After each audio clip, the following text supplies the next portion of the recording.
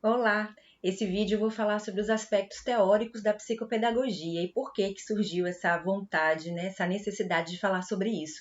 Porque os atendimentos psicopedagógicos cresceram bastante e muitos pais e mães têm dúvidas, tentando realmente entender o que é a psicopedagogia, o que a psicopedagoga faz. Então, nesse vídeo eu vou falar sobre os aspectos teóricos e eu vou mostrar para você o que foi que eu preparei. Eu vou ficar aqui bem no cantinho enquanto eu mostro os slides que eu preparei para você, tá bom? Onde eu vou falar realmente desses aspectos mais teóricos para que a gente possa compreender realmente como tudo aconteceu, como tudo surgiu. Então, o que seria realmente esse primeiro momento? Eu gosto sempre de explicar o símbolo da psicopedagogia, muita gente não conhece. É a fita de Möbius com 3 voltas. E se você... Eu vou tentar colocar o cursor aqui, ó. O cursor está mexendo, vocês estão conseguindo ver aqui bem no cantinho, uma bolinha azul aqui bem no centro? Pois é, então essas 3 voltas representam o olhar da psicopedagoga, né? O nosso olhar sobre o sujeito que vem para o nosso consultório. Então, essas voltas dispostas de forma a representar a aprendizagem do indivíduo. Esse círculo central que eu mostrei para você representa esse indivíduo em processo para aquisição de conhecimento. E essa bolinha vermelha aqui, esse círculo vermelho que sai, seria então fruto desse processo com as mudanças que vão ser realmente perceptíveis. Então, esse símbolo ele caracteriza a nossa área de atuação e representa o nosso olhar com relação ao objeto realmente de conhecimento, o nosso objeto de estudo, que é a aprendizagem. É claro que muitas vezes a psicopedagoga é procurada para poder tratar das dificuldades, dos obstáculos a essa aprendizagem. Mas o nosso estudo se concentra exatamente como a aprendizagem vai se processar, sendo esse sujeito tendo a limitação que ele tiver. Então, a psicopedagogia é uma área do conhecimento que surge para atender crianças com dificuldades de aprendizagem. A nossa história começa na Europa, no século XIX, e a psicopedagogia, enquanto ciência, ela recebe contribuições da medicina, da psicologia e da psicanálise, principalmente. E eu acho importante reforçar isso porque muitas pessoas entendem, o senso comum entende que a psicopedagogia está inserida entre a psicologia e a pedagogia. Isso não é verdade. A gente tem uma influência importante da psicologia social de Pichon Rivière, mas a gente bebe mesmo de todos os conhecimentos da psicanálise. Então é sobre isso também que esse vídeo trata. No nosso código de ética, considera que a psicopedagogia é um campo de atuação entre educação e saúde e, por isso, nós atendemos em consultório. E se ocupa do processo da aprendizagem do indivíduo, considerando esse sujeito, a família, a escola, a sociedade, o próprio contexto histórico, utilizando procedimentos próprios. Então, existem testes que nós podemos aplicar que são do campo da psicopedagogia, fundamentados em diferentes referenciais teóricos. Então, é esse grande referencial teórico que também quero apresentar de forma breve, em 1 minuto, 2 minutos para você. O que seria a epistemologia convergente, que é a grande força motriz da psicopedagogia? Então, tudo começa com os estudos de Visca, um argentino chamado Jorge Visca, que dá o pontapé inicial realmente para se concretizar todos os estudos da psicopedagogia.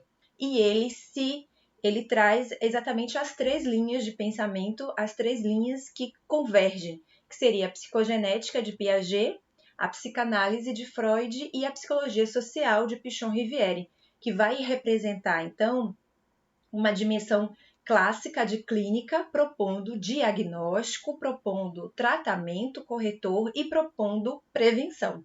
Então, realmente é um atendimento clínico e se insere nesse âmbito de tentar descobrir as causas e depois as consequências desses processos e desses contextos que a criança está inserida que vão influenciar de forma extrema na concretização ou não dessa aprendizagem. E essas 3 linhas de pensamento, cada uma contribui de uma forma muito especial e muito específica também. A psicanálise, que é o grande pai, é Freud, ela contribui na observação das pessoas. Então, a gente, quando recebe a criança, o adolescente, o idoso, o adulto em clínica, nós vamos passar por um processo de observação constante, aplicando diversos testes, inclusive que vieram muito enraizados da seara da psicanálise, levando em conta a percepção, a afetividade, a memória, para tornar possível realmente o entendimento de como se dá o vínculo desta criança, deste sujeito com a aprendizagem. Em Pichon-Rivière, a gente então vai trazer a noção dos grupos, né, que entendendo como mais do que a soma de pessoas dentro de um contexto, mas a integração realmente disso. E Piaget, um dos mais famosos estudiosos da educação e da aprendizagem do desenvolvimento humano, que vai colocar esse ser que aprende como o objeto central do aprendizado, levando à reflexão de que o objeto do aprendizado é visto de forma diferente por cada um de nós, e de acordo com os nossos esquemas assimiladores possíveis. A psicogenética de Piaget vai dividir em 4 grandes níveis ou grandes momentos, né, que seria o sensório motor, pré-operatório, operatório concreto e o hipotético dedutivo, que nós sabemos que essas idades que Piaget traz hoje já sofrem modificações por conta desse novo enquadre, né, social que nós vivemos. Então, na teoria dele, a sensório-motora surge do nascimento e vai até 2 anos mais ou menos, em que a criança ainda não tem uma representação concreta, né, das representações do ato do pensamento. A inteligência pré-operatória sai dos 2 anos até os 8 anos, onde já existe aí uma representação, uma simbolização. Da fase operatória concreta parte aí desses 8 anos, chegando até os 12 anos, em que o pensamento já vai se tornando mais reversível, e a partir desses 12 anos seria a adolescência, a pré-adolescência, em que a criança ela alcança a inteligência hipotético-dedutiva, que o pensamento já se torna cada vez mais independente do concreto, ou seja, já não se precisa mais ter o concreto para que se processe a aprendizagem, já tem aí muito mais simbolizações, já tem um nível de construção um pouquinho mais complexo e se caracterizando por essa nova fase. E a aprendizagem, na visão de Jorge Visca, ela depende, e aí eu frisei aí em negrito que ela depende de uma estrutura que vai envolver o cognitivo, o afetivo e o social. O que ele quer dizer com isso? Que a criança que vai estar sendo estudada, que vai para uma clínica, a gente precisa entender os aspectos que envolvem a cognição, o afetivo, as relações que são causais dessa criança no contexto que ela vive e também a estrutura social em que ela vive, quais estímulos ela teve, quais estímulos ela não teve, que representações simbólicas de vida essa criança faz. Então, essas 3 estruturas estão totalmente, e o que ele chama de indissociavelmente ligadas a alguns aspectos, né? Então, essas 3 estruturas estão completamente juntas, convergentes.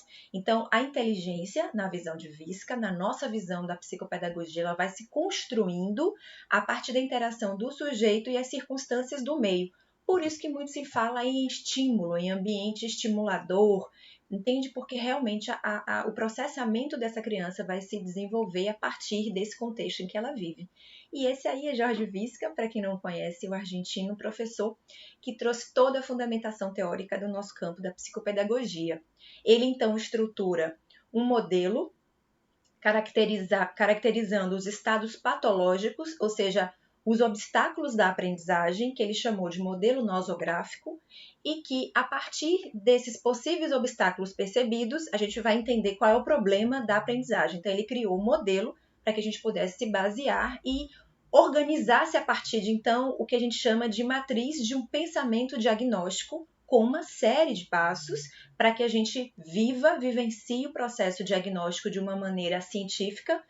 E aí, nesse processo, vai ter participação da criança na interação, no rapport com a sua psicopedagoga, a escola, os pais, enfim, para que seja feita uma avaliação completa desse complexo estruturo, né? Dessa estrutura que é extremamente complexa e maravilhosa e interessante. Então, esse modelo ajuda a gente a entender que existem 3 níveis.